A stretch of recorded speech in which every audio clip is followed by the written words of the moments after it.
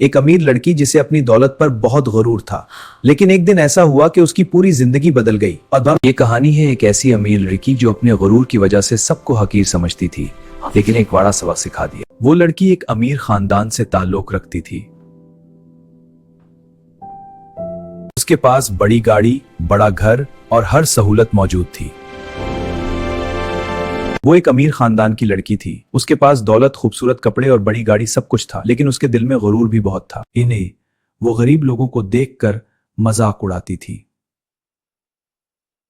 वो अक्सर गरीब लोगों को देखकर हंसती और कहती थी कि कामयाब वही होते हैं जिनके पास पैसा होता है।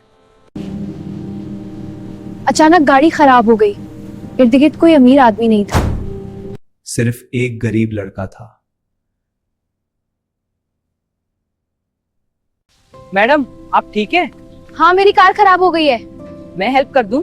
हाँ प्लीज, थैंक यू। इस लम्हे उसे अपनी गलती का एहसास हुआ। इस वक्त उसे एहसास हुआ कि इंसान की असल कीमत उसके किरदार से होती है, दौलत से नहीं। इस दिन के बाद उस लड़की ने गुरूर छोड़ दिया। इस वाकये के बाद इस लड़की ने अपना रवैया बदल लिया और गरीब लोगों की मदद करना शुरू कर दी। ये लो भाई। याद रखिए, गुरूर इंसान को अंधा कर देता है, जबकि आजिज़ी इंसान को बड़ा बना देती है।